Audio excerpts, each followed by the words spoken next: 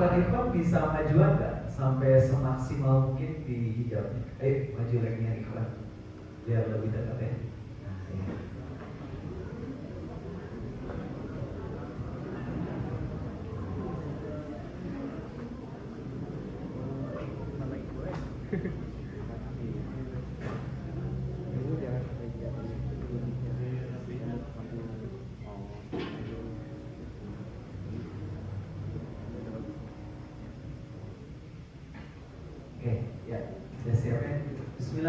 Bismillah, wassalatu wassalam ala rasulillah wa ba'du.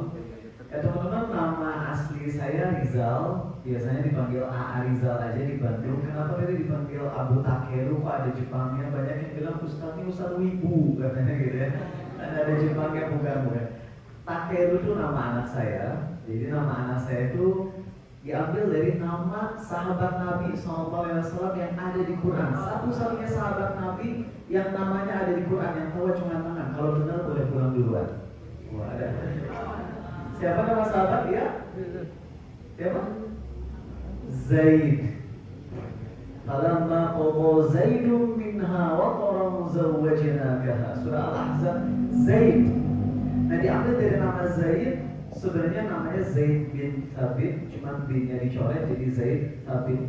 Nah, dalam bahasa Jepang, Thabit itu kan dekat sama kata sebut dia kokoh, kuat. Dalam bahasa Jepang, Takeru artinya kuat, maka saya namain anak saya dengan Zaid Takeru. Gitu. Makanya dipanggil Abu Takeru, artinya ayahnya Takeru. Jadi kalau misalnya adik namanya siapa boleh tahu? Hasbi. Hasbi nanti kalau punya anak, misalnya namanya siapa? Misalnya Hasbi mau punya anak namanya Ahmad, ya Hasbi jadinya Abu Ahmad. Itu simpelnya, perkenalan simpel. Oke. Panggilnya Arizal aja karena emang biasa dipanggil AA. Kalau di Bandung A pingin nyampein ke teman-teman materi yang nggak terlalu berat, tapi ini penting banget terutama buat kalian nanti ke depannya gimana. Sekarang lingkungan pesantren enak, ada guru-guru yang paham tafsir untuk ngajarin kalian pemahaman Quran yang benar. Jadi sedikit basic AA dulu lahir tahun 92. Kalau yang lahir tahun 92 rata-rata pecinta PS. Tahu PS nggak? Play Shaiton, betul ya teman-teman. Dan Ani doyan main PS sampai sehari main kadang 5-6 jam. Lalu ayah kuliah S3 di Australia dan ayah ingin ngajak habis keluarga tuh ke sana. Nah, pas di Australia itu teman-teman, tuh main PS terus sampai PS-nya tuh panas, error, kesel. Aduh, ini PS1 saya error, sekalian aja ambil palu saya hancurin PS1 saya. Di situ kadang saya merasa sedih, cuman alhamdulillah dengan hancurnya PS1 saya jadi bisa hijrah ke PS2. Aduh. Masuk ke sekolah Islam, namanya EPIC, East Preston Islamic College, disingkat EPIC. Itu di daerah Melbourne ya. Kelas 7, 8, 9, 10. Lalu pas udah beres kelas 10 tuh saya pulang ke Indonesia. Akhirnya masuk ke SMA Negeri 2 Bandung. Saya mutasi ke SMA Negeri 2 Bandung. Dan akhirnya sekolah di sana sampai lulus, kemudian masuk sebuah kampus. Nah, tapi yang pengen ceritakan nih gini teman-teman. Dulu tuh jauh banget dari Quran. Kemudian, dan ini mungkin akan ada sedikit materi yang mungkin agak greget, agak ekstrim tanda kutip. Dulunya jauh banget dari Quran karena emang hobi banget main PS. Nyampe Australia, dengan izin Allah, Allah kasih hidayah. Ketemu sama guru-guru di sana yang luar biasa. Masih ingat aja dulu tuh ikut kajian di Preston Mosque, Masjid Preston, Masjid Heidelberg namanya, ada di daerah Heidelberg. Di situ ada seorang orang New Zealand kalau nggak salah. Rambutnya gondrong, badannya kayak preman, bertato. Brother, follow me katanya. Saudaraku ikut saya. Saya disuruh ikut, dinaikin ke mobil, kemudian diajak ke sebuah rumah yang saya nggak tahu mau dibawa kemana, diculik atau gimana, saya nggak tahu. Nyampe ke rumah temannya, ketemu lagi ada orang, badannya gede kayak preman, bertato, pakai kopiah, berjenggot lebat. Terus dia ngasih kitab Ibnu Jauzi, Talbis Iblis.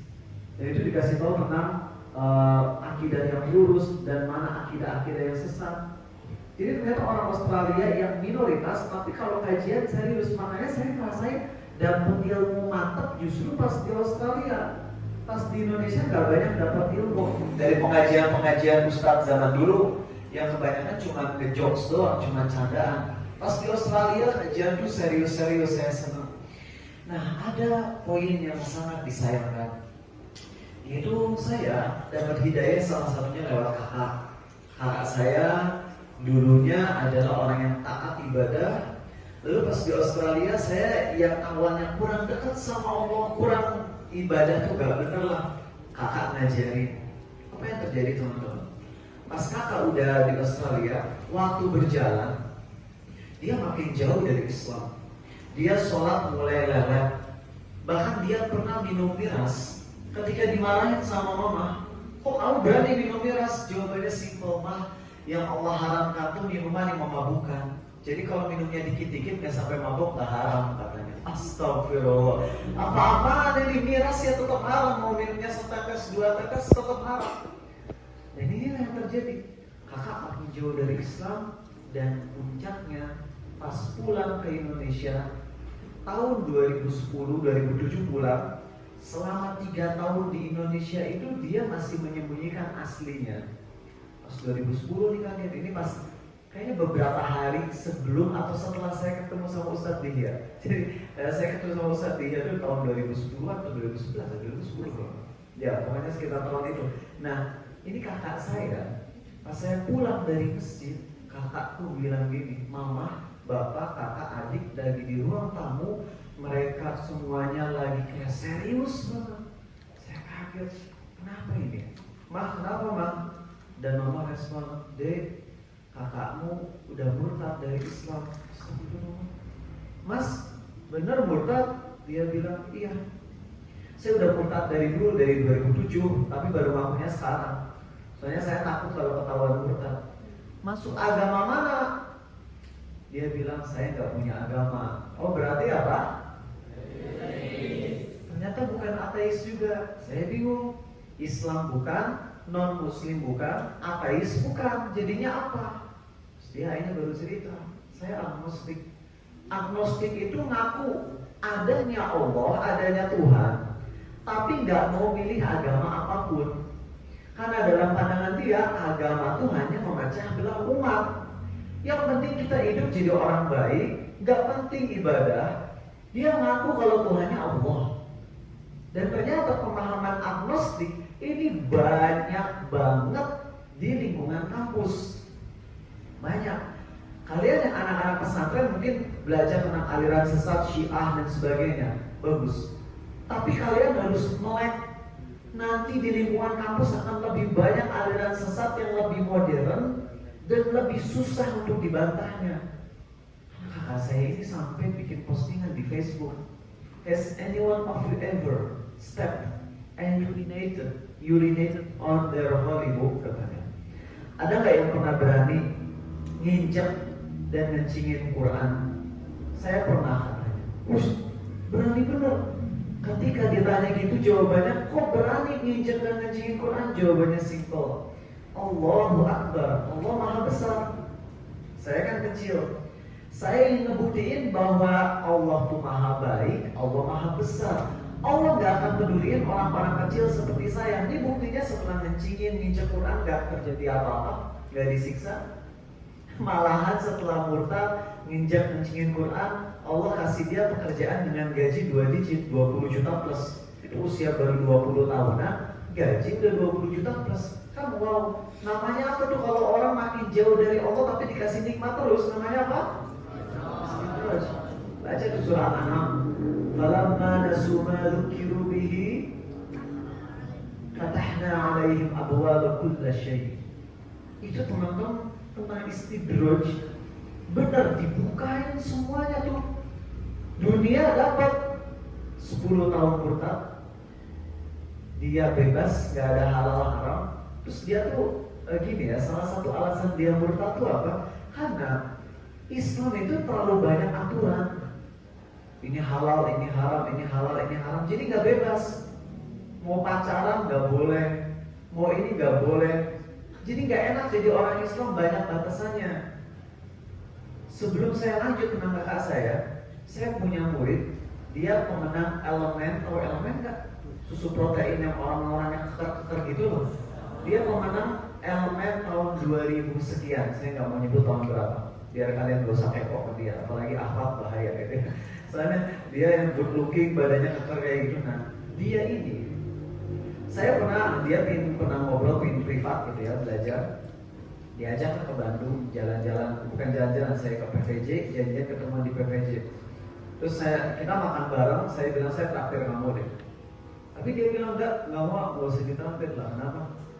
Kan yang ngeluarin uang, kamu gak usah ngeluarin duit.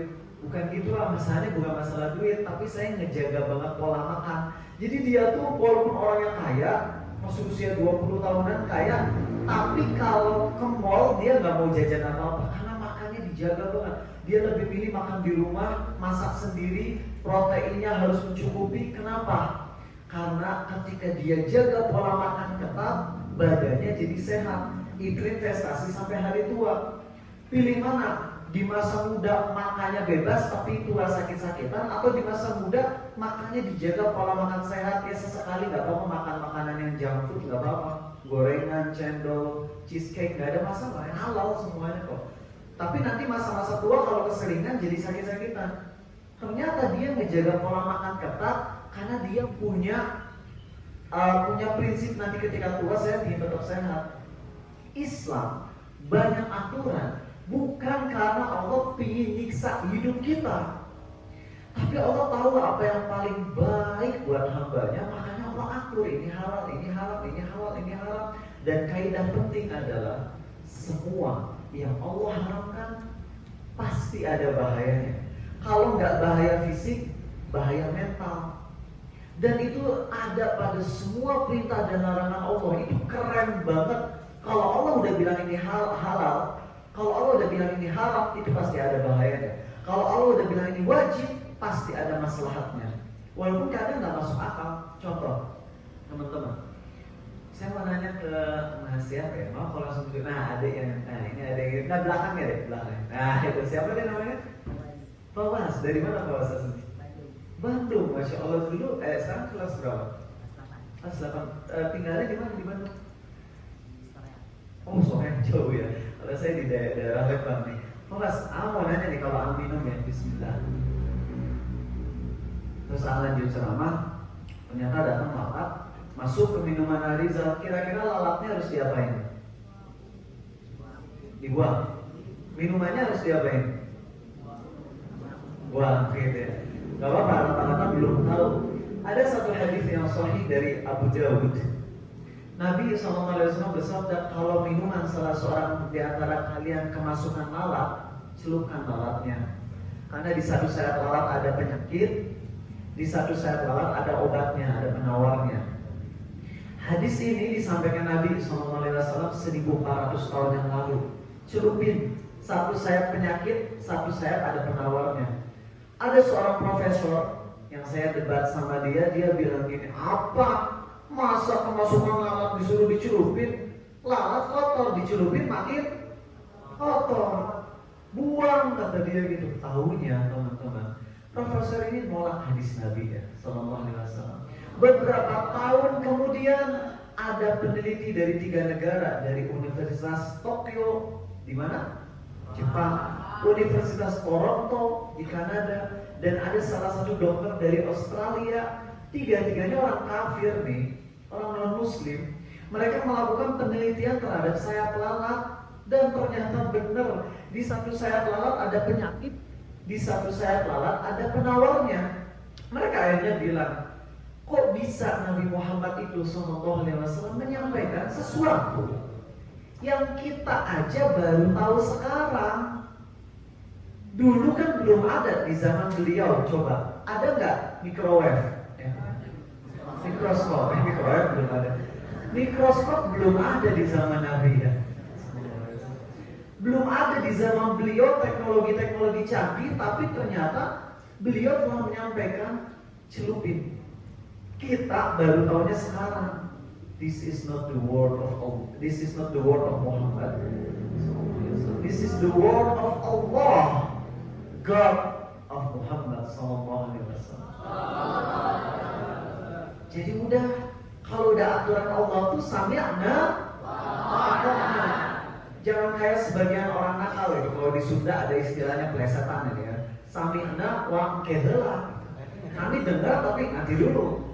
Apalagi orang Yahudi lebih parah. Sami'na wa'asayna. Itu lebih parah lagi. Kita sebagai umat Islam tuh kami dengar, kami taat.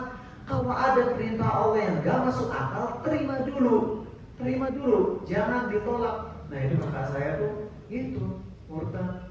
Setelah murtad 10 tahun jalan, dia mikir kenapa saya udah murtad tapi hati saya gak bahagia, kosong hati saya. Dia mulai merenung. Ketika lagi ada masalah dia makan narkoba, terus dia merasa fly kayak terbang gitu. Setelah udah merasa terbang kayak gitu, besoknya ada masalah lagi, makan narkoba dengan dosis yang sama, ternyata rasanya gak seenak kemarin. Rasanya malah lebih gak enak. Jadi harus ditambah dosisnya. Wah, kalau terus-terus nambah dosis bisa mati nih saya. Akhirnya dia berhenti. Nah disitulah teman-teman dia merenung. Saya hidup udah murtad dari Islam, ingin happy, ingin bahagia, tapi gak dapet. Malah yang ada saya jadi makin kacau. Akhirnya dia mulai baca Quran, dia mulai baca terjemahannya. Karena kan ya kami bukan dari keluarga anak pesantren yang paham bahasa Arab gitu. Jadi kami cuma ngandelin terjemahannya waktu dulu gitu. Sebelum saya belajar bahasa Arab, ya saya cuma ngandelin terjemahan. Nah, kakak saya pun sama, dia mulai belajar baca terjemahan Quran, hayatin, di situ dia nangis. 2 tahun kemudian, alhamdulillah, syahadat lagi masuk Islam. Setelah total 12 tahun murtad, Allah kasih hidayah lagi buat masuk Islam. Teman-teman, hidayah itu ada di depan kita, tapi kitanya kurang usaha kuat untuk mengambilnya. Dan ini yang ingin Ariza ingetin ke kalian. Anak pesantren itu nanti chance-nya untuk survive di dunia kuliah itu sangat-sangat kecil. Mau ingetin aja, kalian anak pesantren nih, kalau kalian kuliahnya terus di tempat-tempat yang hubungannya dengan Islam, universitas Islam atau di pesantren lagi, di kampus Islami, kalian bisa lebih kejaga iman lah. Tapi kalau kalian keluar dari sini, masuk universitas, kampus-kampus yang normal, yang gak Islami, itu godaan untuk goyah iman itu besar. Maka di sini di pembahasan siang hari ini yang gak akan terlalu panjang, Nabi ngajarin kalian gimana agar kita bisa memegang Quran ini, agar kita bisa memegang iman dimanapun kita berada, dan bisa banget. Coba, ada yang hafal ayat ini kan? Wa inna minhum lafariqan yalhuna alsinatahum. Kok super yang ngeblank ini? Surat apa itu? Surat Al-Quran. Iya benar ya, Ali Imran ya. Ada di antara ahli kitab itu yang menggoyang-goyangkan lidah mereka ya, sehingga kalian kira kalau itu dari kitab, padahal bukan dari kitab. Saya mau langsung kasih tahu tafsir simpelnya aja, kalian bisa baca di tafsir Ibnu Katsir dan sebagainya. Jadi gini teman-teman, orang-orang terdahulu, yaitu dari ahli kitab. Ahli kitab itu artinya siapa? Yahudi dan Kristen. Sebenarnya orang Yahudi dan Kristen awalnya mereka adalah orang-orang pengikut ajarannya Nabi Musa dan Nabi Isa yang masih murni. Pengikut ajaran Nabi Musa yang masih murni, mereka hakikatnya adalah Muslim. Pengikut ajaran Nabi Isa yang masih murni, hakikatnya apa? Muslim. Tapi dari sinilah ketika Nabi Musa meninggal, ketika Nabi Isa meninggal, mulailah follower-followernya ada yang goyah, menyimpang, dan akhirnya berubah menjadi agama yang sekarang ada, yaitu Yahudi ya, dan Kristen. Yahudi dan Kristen itu suka dipelesetkan. Yahudi dan Kristen ini awalnya mereka tuh Muslim. Awalnya, makanya kalau kalian baca nih surat Al-Baqarah, jangan salah paham. Di surat Al-Baqarah ini ayat yang dipakai oleh Abu Janda. Abu Janda tuh tahu orang yang udah terkenal lah, dia sering ngotak-atik ayat-ayat Quran. Dia orang menyimpang. Dia bilang kayak gini, kita gak usah jadi orang Islam. Agama apapun asal kita baik masuk surga. Ini dalilnya, keluarin dalil surah Al-Baqarah ayat 62. Apa bunyinya? Innal ladzina amanu wal ladzina hadu wan nasara was sabiina man amana billahi wal yawmil akhir wa 'amila shalihan falahum ajruhum 'inda rabbihim wala khaufun 'alaihim wala hum yahzanun. Lihat ayat ini. Kata Abu Janda, sesungguhnya orang-orang yang beriman, Yahudi, Kristen, Sabiin, barang siapa di antara mereka yang beriman kepada Allah dan hari kiamat dan berbuat baik, akan dapat pahala dari Tuhan mereka. Mereka nggak perlu takut dan juga sedih. Artinya, kata dia, semua agama bisa masuk surga. Ini ayat Quran dipakai untuk membenarkan ajaran sesatnya semua agama benar, kan ngaco. Gak mungkin semua agama benar. Yahudi bilang Allah punya anak namanya Uzair. Kristen bilang Allah punya anak namanya Isa atau Yesus. Kita bilang Allah Maha Esa gak punya anak. Kalau kita bilang semua agama benar, nantinya yang mana yang benar? Gak masuk akal itu. Orang yang bilang semua agama sama, semua agama benar, itu gak benar mereka. Bahkan orang Yahudi aja, mereka bilang yang bisa masuk surga cuma Yahudi.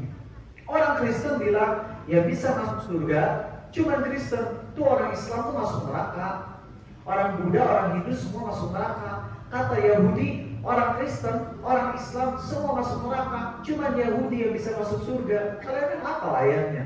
Wa qalu la yadkhulul jannata illa man kana hudan nasara. Mereka berkata, tidak ada yang bisa masuk surga kecuali Yahudi atau Kristen. Nah, jadi teman-teman, kalau kalian mau selamat, pemahaman kalian, pastikan pahami Quran dengan pemahaman para ulama tafsir yang lurus. Jangan memahami Quran dengan pemahaman orang-orang liberal. Ayat Quran manapun kita bisa comot untuk menghalalkan yang haram. Contoh aja, kemarin doktor S3 di Jogja, saya lupa di kampus apa. Itu doktor S3, disertasinya, kalau dokter itu disertasi. Disertasi S3-nya judulnya apa? Halalnya zina asal sama-sama senang. Dalilnya apa? Surat Al-Mu'minun. Illa ala azwajihim aw ma malakat aymanuhum fa innahum ghairu malumin. Gak boleh zina, gak boleh berhubungan badan kan, kecuali dengan istri atau dengan budak. Nah, pacar kalau udah dekat itu kan seakan-akan jadi budak, nurut ke kita apapun yang kita inginkan. Berarti kalau udah punya pacar, udah sama-sama senang, zina gak ada masalah, karena Allah berfirman di surah Al-Mu'minun gitu. Kan ngaco. Dan ini kalian tuh bakalan dapatnya justru nanti pas kuliah, orang-orang dengan pemikiran liberal. Maka nasihat Ariza buat kalian, please pahami Quran dengan pemahaman ulama yang lurus, ulama tafsir.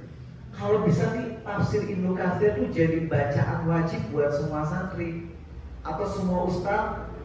Apalin tuh tafsir Ibnu Katsir secara global. Lalu kalau ada ayat yang kalian belum paham, tanya ke ustaz. Atau kalian baca sendiri dulu tafsir. Kalau masih belum paham, tanya ke ustaz. Insya Allah kalian berada di atas jalan yang lurus. Itu pertama.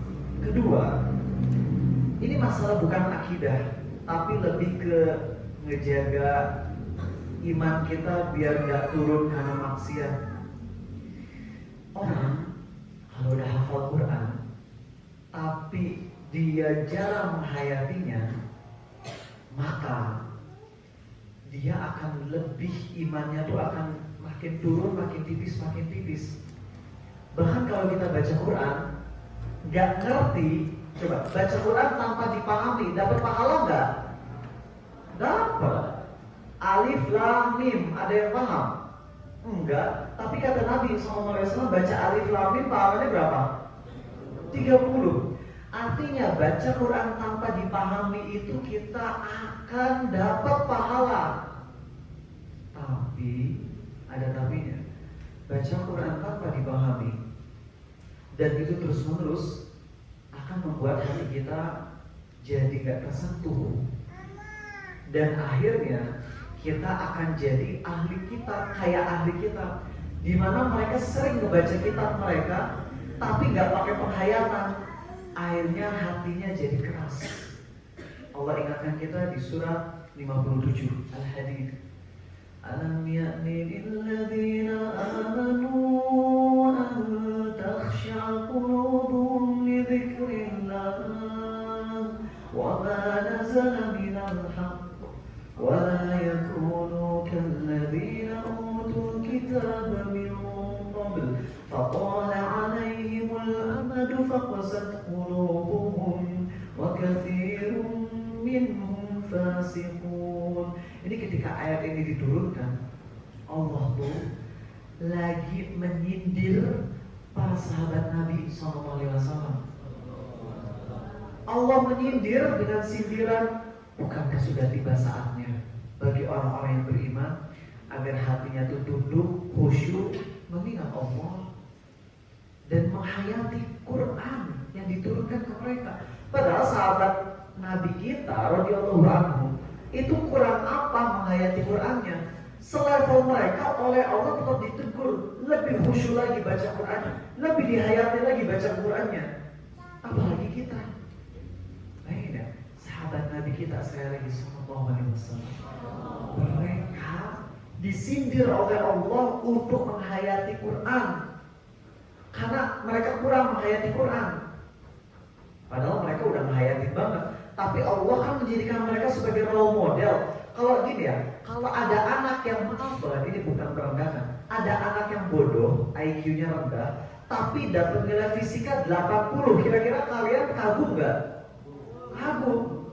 Tapi ada anak yang super jenius, dapat nilai fisika 81, kagum nggak? Enggak. Para sahabat itu kan generasi model, makanya Allah ingin mereka ada di derajat tertinggi. Makanya orang-orang disindir lagi, ayo lebih hayati, ayo lebih tadabburi, ayo lebih hayati ini Quran supaya kalian bisa lebih dalam menghayatannya. Nah, kita rata-rata enggak.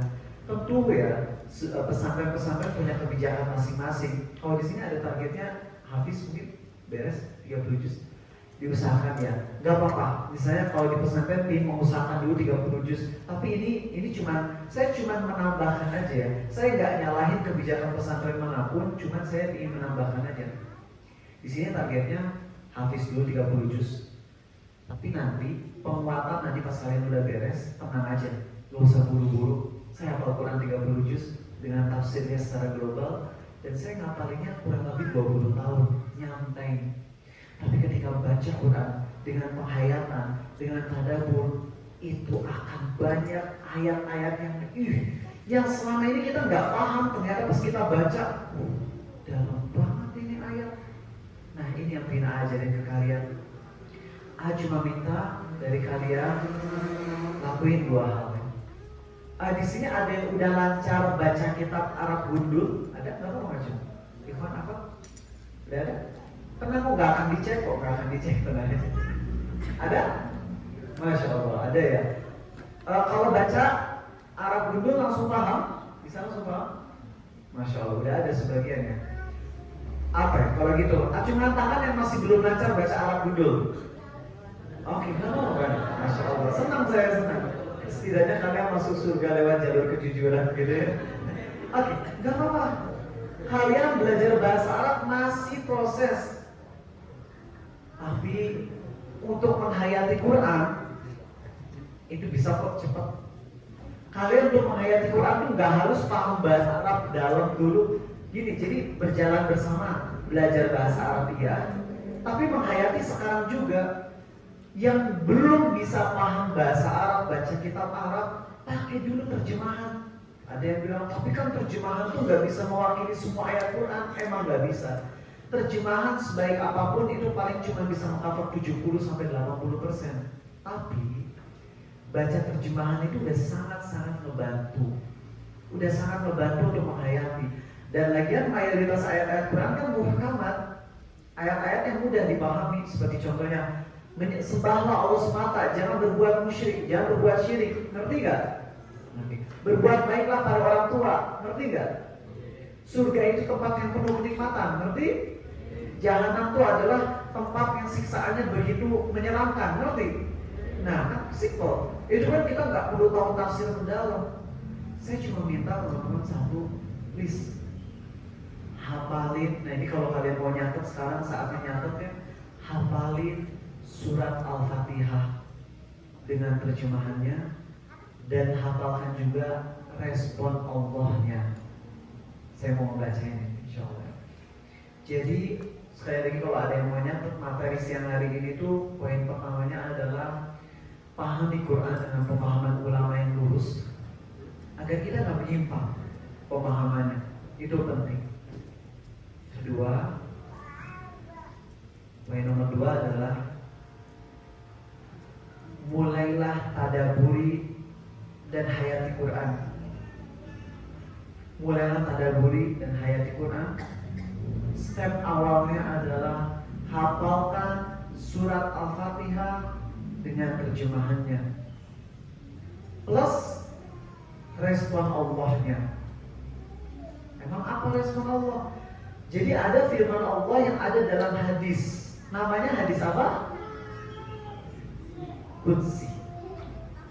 Dan kalau kalian hafal surat Al-Fatihah dengan terjemahannya dan juga respon Allahnya, nanti kalau pas lagi sholat coba dilatih. Kalau lagi sholat berjamaah, cobain terjemahin aja.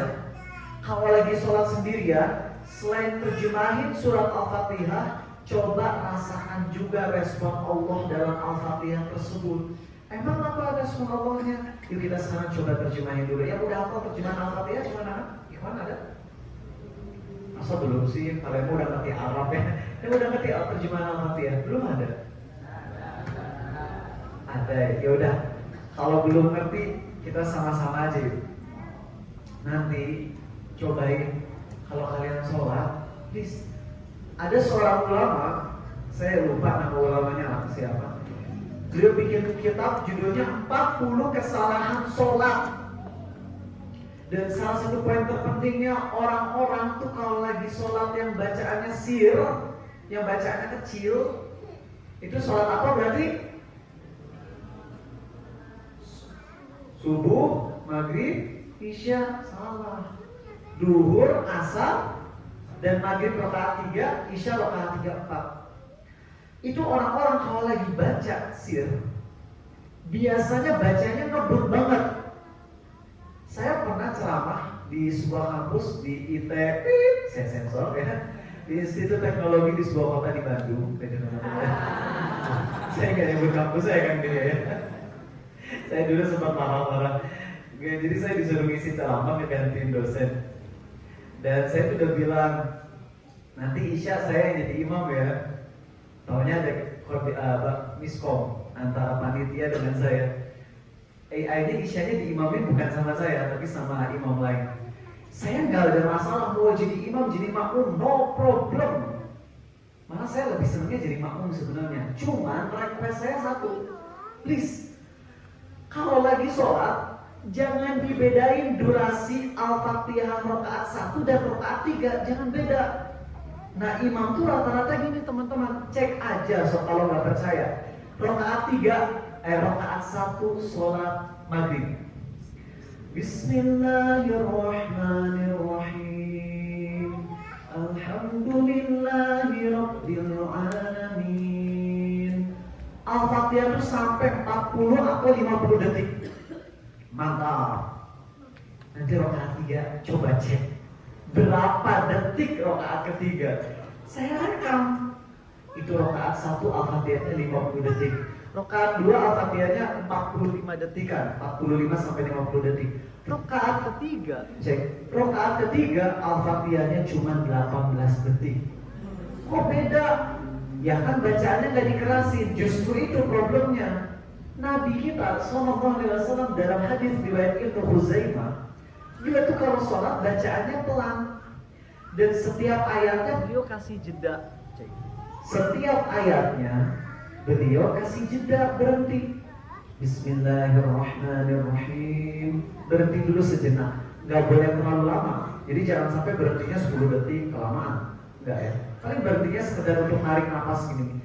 Bismillahirrahmanirrahim.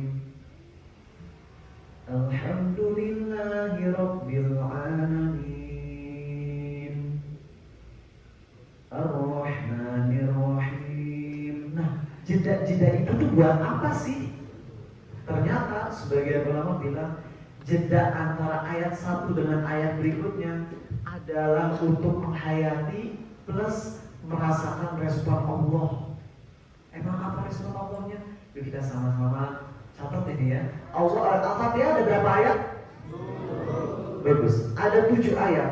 Dan Allah merespon hanya di 5 ayatnya, yaitu ayat kedua, 3, 4, 5, dan 7. Kalian kalau bisa sholat kayak gini, lihat berubah akhlak kalian. Sok yang sekarang masih nakal ke orang tua, yang pulang dari pesantren masih doyan maksiat saat lagi di kamar sendirian, lihat aja pada senyum-senyum kayak ngaku semua gitu. Kalau kalian sholatnya udah kayak gini, gak akan nunggu lama, kalian bakalan jadi bisa ngejauhin dosa-dosa tersebut. Gimana? Yuk kita sama-sama catat ini ya. Jadi kalau lagi sholat, coba bacanya gini. Pas baca Bismillahirrahmanirrahim, berhenti dulu sejenak, terus terjemahin dan menyebut nama Allah yang Maha Pengasih lagi Maha Penyayang. Ingat, terjemahinnya gak boleh di mulut, harus di dalam hati. Kalau Al-Fatihahnya wajib dibaca di mulut. Kalian kalau lagi sholat gak boleh mulutnya mingkem. You know the meaning of mingkem? Allah Akbar. Gak sah. Mulut harus gerak, harus ada bisikan yang keluar kecil banget. Jangan ngeganggu yang lain. Jadi pas kita lagi sholat baca Bismillahirrahmanirrahim, diam dulu sejenak, terjemahin dengan menyebut nama Allah yang Maha Pengasih, Maha Penyayang. Ayat kedua, Alhamdulillahirabbil alamin. Segala puji bagi Allah, Tuhan semesta alam. Apa coba kata Allah teman-teman? Ketika kita baca ayat kedua, segala puji bagi Allah Tuhan semesta alam, Allah merespon, Hamidani abdi. Hadisnya sahih, riwayat Muslim dari Nabi kita SAW, dari Jibril langsung dari Allah. Yaitu apa? Hamidani abdi, hambaku telah memujiku. Kalian lagi sholat baca Alhamdulillahirabbil alamin. Segala puji bagimu ya Allah Tuhan semesta alam. Lalu Allah merespon, Hamidani abdi, hambaku telah memujiku. Itu enak banget. Pas kita lagi baca Ar-Rahmanir-Rahim, yang Maha Pengasih lagi Maha Penyayang, Allah merespon, Athna alayya abdi, hambaku telah menyanjungku. Maliki yaumiddin, penguasa hari pembalasan, Allah merespon, fawwada ilayya abdi, hambaku pasrahkan dirinya kepadaku. Kita yang lagi banyak problem, kita lagi banyak masalah, pas lagi baca Maliki yaumiddin, Allah merespon, fawwada ilayya abdi, hambaku pasrahkan urusannya kepadaku. Itu enak banget tuh hati. Terus kita baca ayat kelima, Iyyaka na'budu wa iyyaka nasta'in. Hanya pada Engkau kami menyembah, hanya pada Engkau kami mohon pertolongan.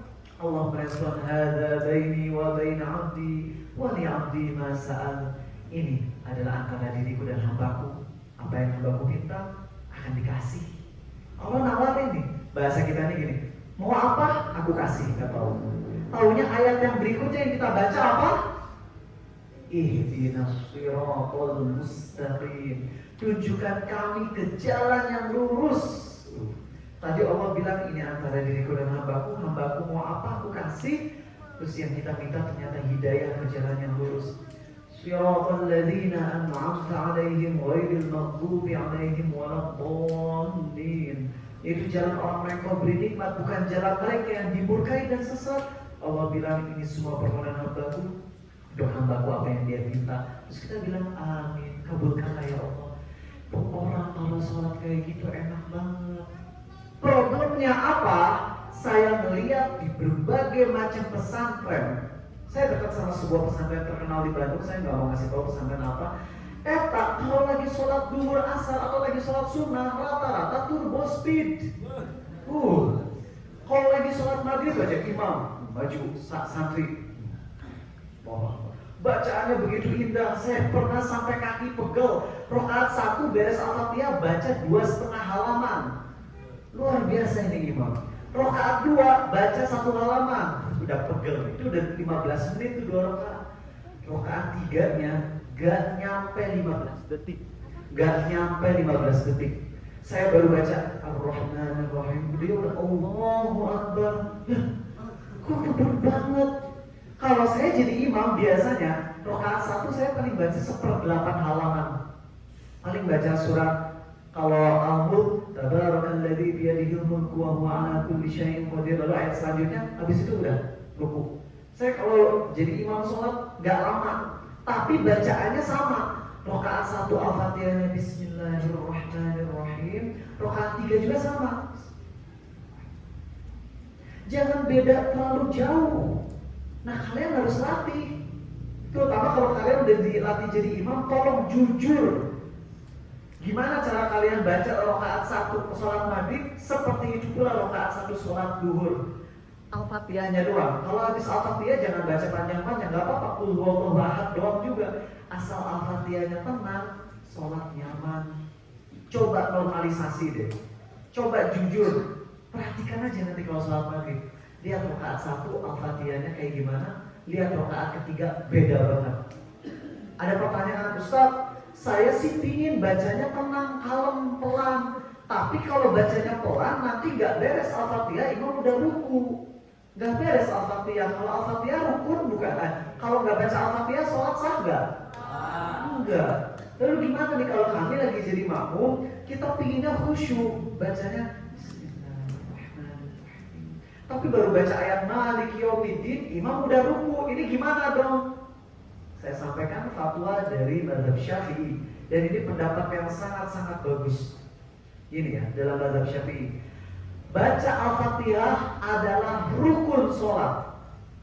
Mau lagi sholat sendirian, mau lagi sholat berjamaah, mau jadi imam, mau jadi makmum, itu semua harus baca Al-Fatihah. Kalau nggak baca Al-Fatihah maka sholatnya batal. Tapi ada pengecualian. Satu, masbuk. Kalau orang masbuk baru datang, kemudian dia baru baca Maliki Yaumiddin, imam ruku, dihabisin nggak Al-Fatihahnya?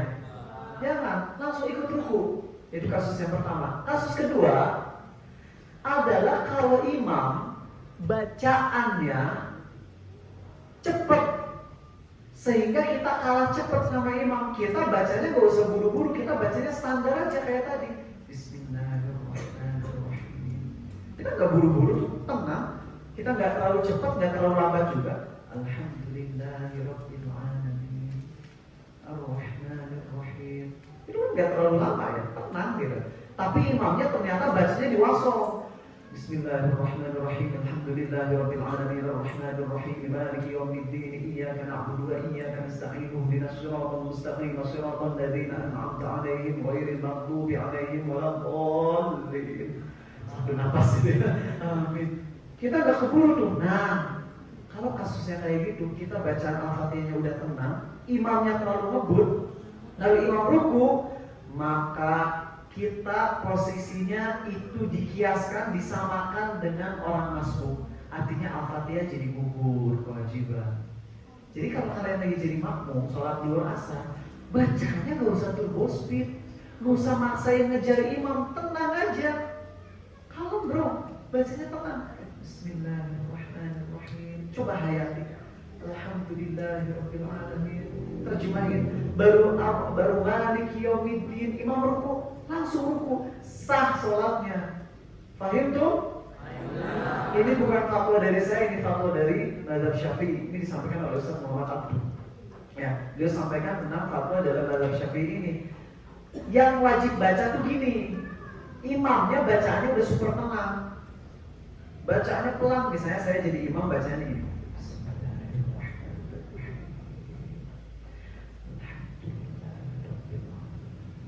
udah tenang banget. Tapi kalian lebih tenang lagi. Nah, kalau saya imam udah tenang, tapi kaliannya terlalu lambat, maka di situ wajib baca Al-Fatihah sampai beres dan dikasih excuse, dikasih tenggang waktu sampai 3 gerakan panjang alias 5 gerakan. Jadi kalian boleh telat sampai 5 gerakan. Itu kasusnya cuma satu ya, yaitu kalau imamnya udah tenang, bacanya udah super pelan, tapi kaliannya lebih tenang lagi. Nah di situ wajib baca Al-Fatihah. Tapi kalau imamnya rata-rata bacaannya emang ngebut di rakaat, kalau rakaatnya nggak dikeraskan rata-rata cepet apa lambat? Cepet. Berarti kita nggak wajib beresin. Kita baca aja dengan tenang. Imam ruku langsung ikut ruku. Gitu harusnya. Jangan maksain baca turbo speed. Akhirnya nggak ada penghayalan sama sekali, nggak enak. Kalau sholat jadi hayati itu, hati akan keras, maksiat akan terus jalan. Saya punya murid-murid, maaf ya, bukan bermaksud pamer maksiat. Murid-murid saya tuh Masya Allah, ada yang wajahnya super baby face. Tahu baby face? Wajah babi, bukan ya. Baby face itu wajah bayi lah, ganteng, putih, pacaran. Ya wajar lah, cowok-cowok ganteng, sekolah umum, pacaran. Tapi dia tuh sholatnya khusyuk banget. Saya ajarin dia sholat, kalau dia sholat tuh tenang, dia kuliah di Unpad, dulunya sholatnya turbo speed, ngebut banget. Tapi pas sudah diajarin 2 tahun kemudian sholatnya tenang. Bahkan kalau di Unpad dia jadi imam, teman-temannya pada bilang, kamu kok kalau sholat terlalu lama. Padahal dia nggak lama, dia kalau sholat duhur paling baca Al-Fatihah doang. Habis itu qul huwallahu ahad. Tapi bacanya tenang gitu. Bismillahirrahmanirrahim. Alhamdulillahirrahmanirrahim. Itu ketika dia sholat udah makin khusyuk, maksiat-maksiat kayak pacaran dan sebagainya mulai dia berkurang. Bahkan lagi pacaran pun yang dulunya biasanya pacarannya mesra, sekarang kalau pacaran ngerasa dosa gitu. Kan lucu ya kalau lagi pacaran tapi ngerasa dosa, sambil gandengan tangan sambil istighfar bersama gitu ya. Ya tapi itu luar biasa gitu. Itu kemajuan. Buat orang yang sholatnya khusyuk itu gitu, Allah akan tolong dia untuk maksiat yang biasa dia lakuin, Allah akan bimbing buat taubat. Itu PR dari saya buat kalian. Sekali lagi, Quran kalau nggak kita hayati dan kita amalkan, nanti di hari kiamat bakalan jadi pemberat kita, pemberat dosa, bukan pemberat amal soleh. Tapi kalau kita berjuang menghayatinya dan mengamalkan dikit-dikit, kita akan selamat di akhirat. Dan saya ingatkan keutamaan Quran. Kalian sering kan dikasih tahu tentang keutamaan hambalatul Quran, keutamaan pembawa Quran. Itu kata Imam Al-Khattabi, itu bukan untuk menghafal, itu untuk pengamal. Wah kalau gitu gak usah ngapalin. Ya gak gitu konsepnya. Apalin dulu aja Qurannya. Nanti pas udah hafal, pelan-pelan kita hayati dan mengamalkannya. Proses. Dan itu enak kalau udah menghayati. Kita masih punya 12 menit lagi sebelum duhur, dan kita sekarang akan closing sebelum nanti masuk ke tanya jawab. Saya ingin ngasih satu tadabbur aja. Ada satu surat, ayatnya lebih dari 100. Di dalamnya nggak ada pembahasan tentang surga dan neraka, tapi surat ini bikin Aisyah nangis. Surat ini ketika Umar sholat subuh jadi imam, beliau nangis dengan tangisan yang bisa didengar sampai saf paling belakang. Gimana tuh nangisnya Umar? Gak pakai mikrofon, tapi Umar nangis sampai tangisannya kedengaran sampai saf paling belakang. Ada yang tahu surat apa? Yusuf. Saya ingin sampaikan surat Yusuf. Kalian mungkin gak pernah ngeh sama ayat ini, tapi ini salah satu ayat favorit saya, salah satu ayat yang paling serem buat saya. Surat Yusuf, apa ayatnya? Didengar baik-baik. Ini surat Yusuf bagian awal. Kalau kalian baca, yang kalian ingat, wih, kakak Nabi Yusuf pembuli. Tapi kalau kalian hayati ayat ini baik-baik, kalian akan merinding. Apa ayatnya? Didengar ya. Uqtulu Yusuf aw itrahuhu ardan yakhlu lakum wajhu abikum wa takunu min ba'dihi qauman salihin. Yuk kita bunuh Yusuf atau buang Yusuf ke tempat yang jauh agar cinta ayah tertumpah pada kita aja, nggak ke Yusuf lagi. Lalu setelah kita lakukan perbuatan dosa tersebut, yuk kita tobat dan jadi orang soleh. Coba teman-teman, kita coba tadabburi ayat ini. Kakak Nabi Yusuf ngomong bahasa simpelnya gini, yuk maksiat nanti tinggal tobat. Itu diucapkan di awal surat Yusuf. Ternyata kakaknya Nabi Yusuf baru tobatnya di awal apa di akhir surat Yusuf? Di ending, di akhir surat Yusuf. Dan jaraknya kata Ibnu Katsir, ada sebagian ulama berpendapat 40 tahun, sebagian ulama berpendapat 80 tahun. Padahal tadi ngomong, yuk bunuh Yusuf, nanti tinggal tobat. Ternyata mereka baru tobatnya 80 tahun kemudian. Artinya apa? Tadabur yang bisa kita hayati. Ya Allah, kalau aku ngeremehin dosa, bilang maksiat aja sekarang, nanti tinggal tobat. Bisa jadi aku dicabut hidayah sampai aku gak bisa tobat. Kakaknya Nabi Yusuf baru tobatnya 80 tahun kemudian. Nah aku sering banget maksiat dengan perasaan dalam maksiat juga nanti tinggal tobat. Jangan-jangan aku mati dalam kondisi belum tobat.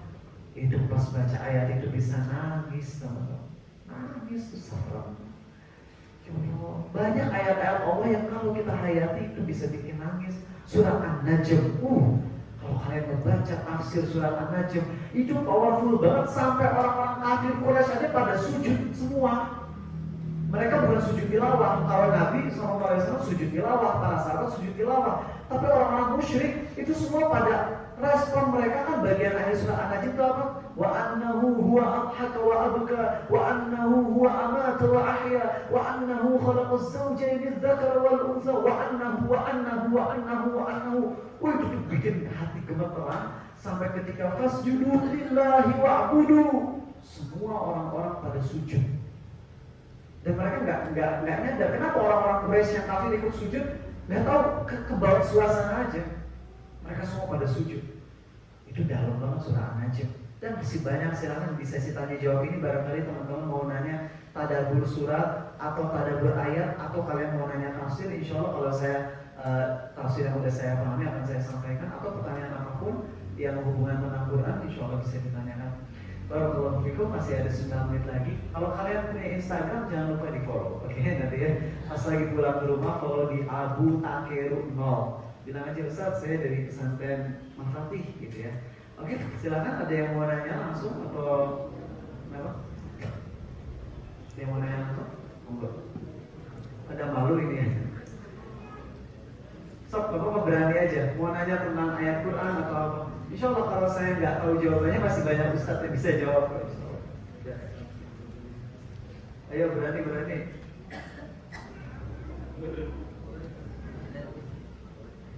Jadi ingat ya, nanti kalau sholat coba bacanya yang pelan aja, ya.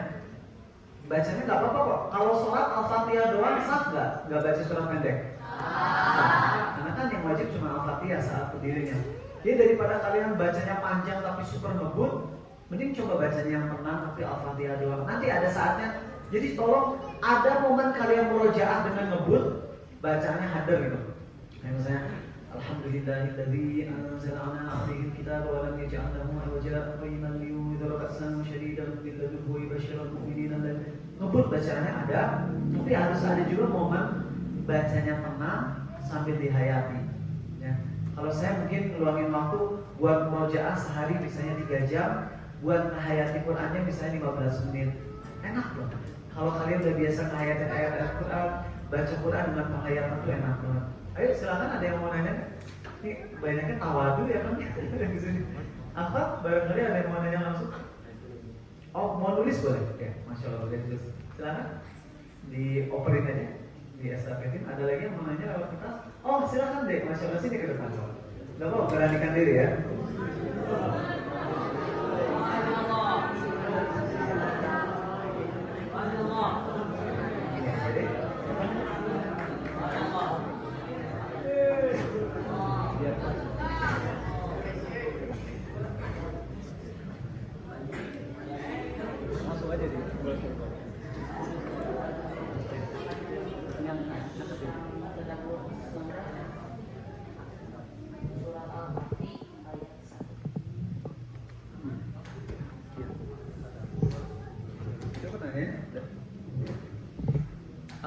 Nanya tentang tadabbur surah Al-Kahfi ayat 1. Alhamdulillahilladzi anzala 'ala 'abdihi al-kitaba wa lam yaj'al lahu 'iwaja.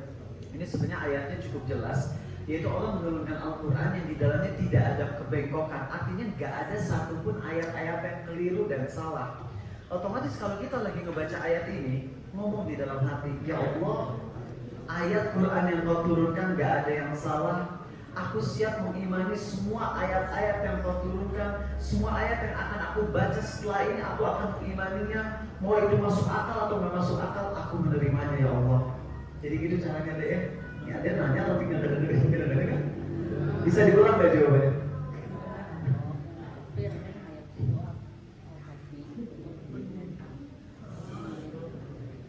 Ya tadi yang A bilang, jadi harus gimana menghayatnya?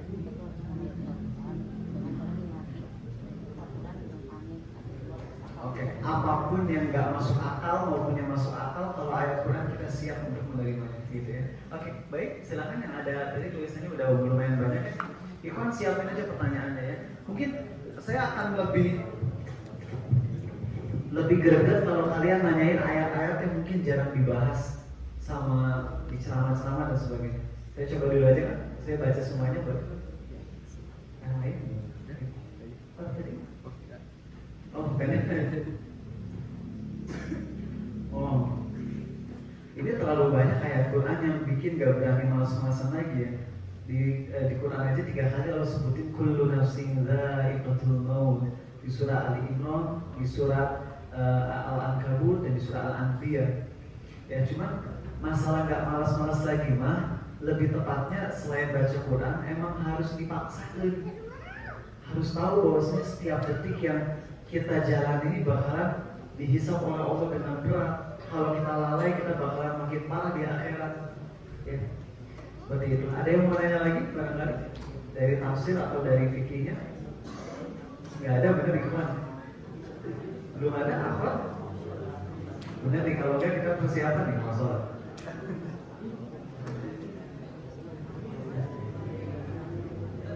Ya, Masya Allah, silakan Ustaz, boleh. Monggo langsung aja. Mungkin suara keras aja. Ya, bisa.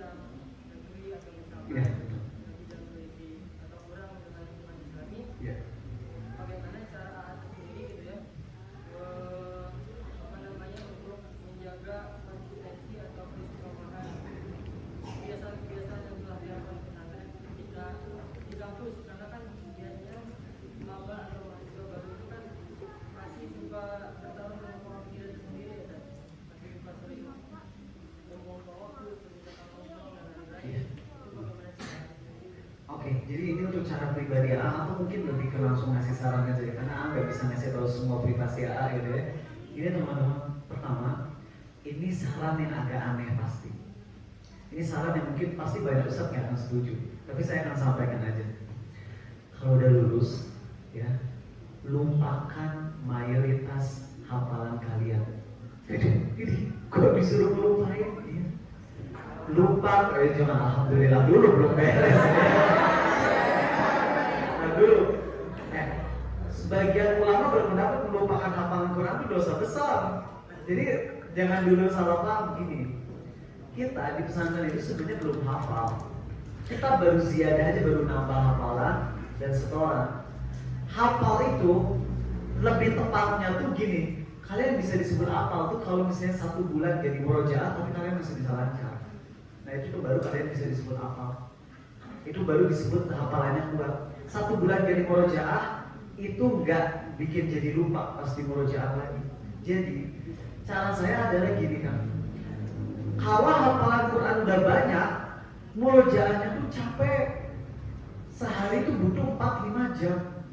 Dan kalau kita ada di lingkungan kampus yang non-Islami, yang biasa, yang normal, waktu segitu tuh akan sangat nggak punya kita. Atau punya tapi udah malas aja. Maka caranya adalah, misalnya udah sempat 30 juz hafal, sekarang lupakan semuanya kecuali juz amma. Juz amma diulang-ulang sampai super duper kuat. Nanti kalian bisa murojaah dimanapun dan kapanpun. Kalian lagi di motor bisa murojaah, lagi jalan pagi bisa murojaah, lagi nyuci piring, nyuci baju, nyapu ngepel tuh bisa murojaah. Nanti ketika udah terbiasa murojaah dimanapun, bisa nambah lagi hafalan pelan-pelan. Juz 29, 2 halaman dulu aja, pelan aja, pelan banget, gak apa-apa. Tapi nantinya dengan konsistensi itu akan kuat kan. Jadi masuk ke lingkungan kampus, kalau yang biasa murojaah 4, nambah 1 menit sebentar ini. Kalau misalnya udah hafal 30 juz, murojaah 4 jam, lalu masuk kampus gak ada waktu buat murojaah, besoknya gak ada lagi, besoknya gak ada lagi, akhirnya udah jadi males, gak akan murojaah sama sekali. Tapi kalau kita punya komitmen, oke, hafalanku 30 juz, aku putus dulu aja sekarang, aku putus dulu aja hafalannya, tapi saya mau ngambil 1 juz dulu, pilih. Kalau saya pribadi paling senang tuh juz Habib sama surat tuh Al-Furqan. Itu salah satu surat terfavorit saya, Al-Furqan dan Yusuf, dan juga juz yang Hamim itu dari surat 40 sampai 46. Nah itu coba dikuatin banget super, lalu kemudian jadikan itu sebagai rutinitas kita. Dan kalau hafalannya udah kuat tuh gak akan jadi beban. Soalnya kita lagi nyuci baju, asal jangan di WC ya. Lagi nyuci baju, nyuci piring, masak, itu tuh bisa murojaah semuanya dan itu enak jadinya. Ya, baru nambah pelan-pelan. Ini gak apa-apa ya, yang dipilih sedikit kalau. Bagaimana cara menumbuhkan adat penghafal Quran?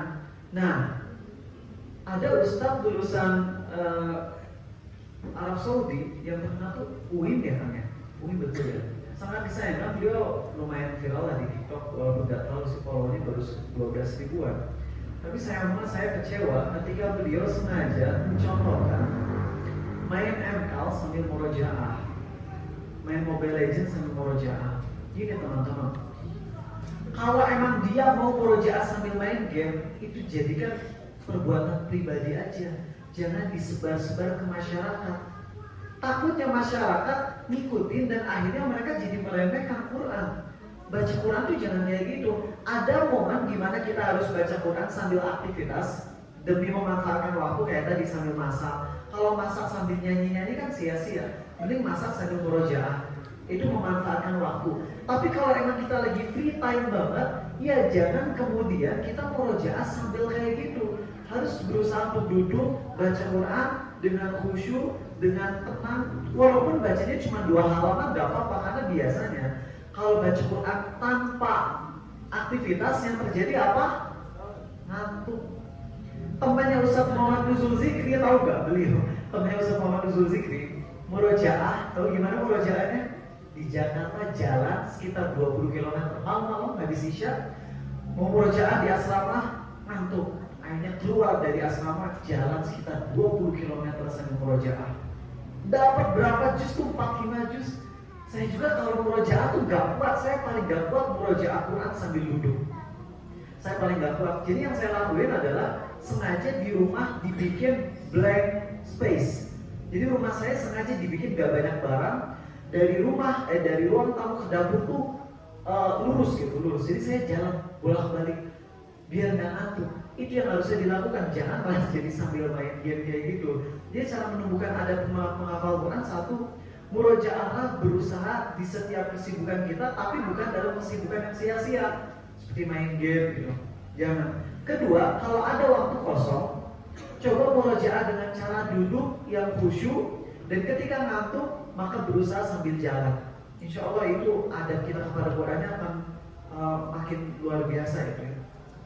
Bagaimana menyesuaikan setoran hafalan santri, kapasitas memori berbeda, apakah perlu target selanjutnya? Nah ini emang hafalan itu IQ dan kekuatan otak itu bukan berdasarkan kesolehan ya. Jadi harus kalian tahu, kesolehan itu parameternya adalah dia akan mudah mengamalkan Quran. Saya punya murid, ini maaf bahasa kasarnya, bahasa kasar ini kalian jangan ngomong gini. Bahasa kasarnya dia bodoh. Memorinya sangat lemot banget. Saya kasih materi berulang-ulang gak masuk-masuk. Astagfirullah, saya bisa sampai geger. Saya udah nyampein gampang banget bahasanya, masih gak masuk. Karena emang otaknya lemah.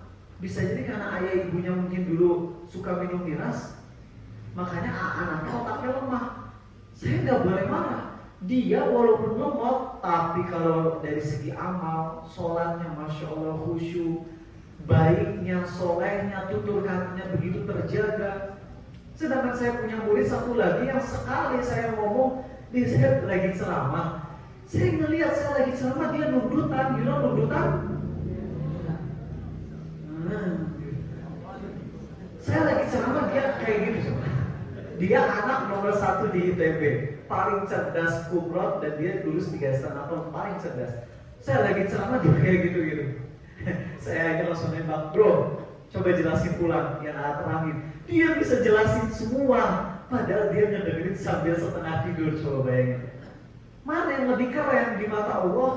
Murid saya yang lemot lah. Walaupun dia lemot, tapi dia baik. Jadi untuk masalah hafalan yang emang kurang kuat, kalian jangan menyalahkan diri sendiri. Kalian lemot, lemah otak ini bukan merendahkan. Lemah otak kalian tuh banyak faktornya. Bisa jadi satu, mungkin faktor makanan yang dulu mungkin sempat salah dimasukin waktu kecil atau waktu ibu hamil dan ibu belum paham, misalnya ada makanan-makanan zat gula atau apa yang berlebihan sehingga itu mempengaruhi kecerdasan otak. Bukan salah ibu karena ibu nggak paham dulu, bukan juga salah kita sebagai bayinya. Ada juga yang mungkin trauma masa kecil, pernah dibully, itu membuat otak jadi rusak. Nah jadi tenang, berjuang dulu aja. Kalian berjuang, gak masuk-masuk, tetap pahalanya gede. Gak usah nangis. Kalau nangis, tangisilah kenapa kita belum bisa soleh, belum bisa taat. Kalau masalah hafalan gak masuk-masuk, tenang, bukan karena dosa. Ya, bukan karena dosa. Walaupun ada ucapan dari Imam Waqi bahwasanya kalau banyak dosa nanti susah masuk ke otak, tapi itu gak berlaku umum. Ya, mayoritas orang itu gak cerdas bukan karena dosa, tapi karena emang kemampuan otaknya segitu. Dan itu gak usah jadi pinter ya. Perlu target gak? Ya jadi kalau buat orang yang lemah hafalannya, caranya adalah hafalannya sedikit tapi diulangnya lebih banyak gitu. Kalau saya sendiri tuh saya bisa terhitung yang cepet ngapalin Quran 1 jam tuh udah bisa hafal kuat 1 halaman. Tapi saya nggak mau. Saya nggak mau 1 jam hafal 1 halaman dengan kuat. Saya pinginnya pelan-pelan. Makanya kalau saya udah ngapalin udah kuat, saya udah nggak mau murojaah lagi, lupain aja. Dan saya hafalin 1 halaman aja, 1 baris aja, tapi cepat diulang-ulang terus sampai super duper kuat. Baca tafsirnya Hayati itu jauh lebih enak insyaallah. Ayat booster untuk santri yang overthinking, surat 39 ayat 53 ya. Surat 39 ayat 53 itu enak banget. Surat Az-Zumar. Hayatilah rahmat Allah yang begitu luas sampai Allah memanggil kepada hambanya, ya ibadi wa hamba-hambaku. Coba itu hayati ya. Ingat sama dosa-dosa kita, dan nanti kalau kita udah berusaha tobat dari dosa-dosa, semua bisikan waswas setan itu akan hilang insyaallah. Baik teman-teman, kalian yang saya yakin masih banyak yang ingin nanya, tapi mungkin santri-santri itu biasa sangat beradab, jadi malu untuk nanya langsung. Nanti tanyain aja, dicatat ya di catatan kalian nama Instagram saya Abu Takirun 0, atau langsung WhatsApp deh. So, catat WhatsAppnya kalau mau WhatsApp nanti kalau udah 08211 57 9191 3. Saya ulang ya, 08211 57 91 91 3. Nanti tanya, maksudnya perkenalkan saya Fulan dari Makati, mau nanya, insya Allah akan berusaha jawab kalau tentang Quran. Tapi kalau pertanyaan-pertanyaan yang berat mungkin bisa dialihkan ke Ustaz lain. Oke, itu aja. Yang di Bandung nanti kapan-kapan main ya ke rumah yang Ikhwan ya. Ada yang dekat daerah Lembang nggak? Lembang, Lembang, Ciwaruga, dekat Kalong nggak ada? Jauh-jauh ya. Tidak, rata-rata yang ikut kayak tadi malam kan ada yang kajian rutin gitu di rumah, ada di Zoom juga. Yang datang ke rumah tuh rata-rata orang-orang yang jauh tinggalnya di daerah Soreang, daerah Telkom University. Jadi yang datang ke rumah justru orang-orang yang luar biasa perjuangannya, bukan yang dekat-dekat. Ya, jadi ditunggu ya kalau kalian misalnya lagi liburan, kebetulan lagi kosong, main aja. Nanti kegiatan kita nanti direkam audio, jadi orang tua nggak usah khawatir takutnya ada apa-apa di rumah, tenang aja karena kajian untuk umum boleh direkam, didokumentasikan, jadi ada bukti ke orang tua ngapain aja di rumah gitu, aman insya Allah ya.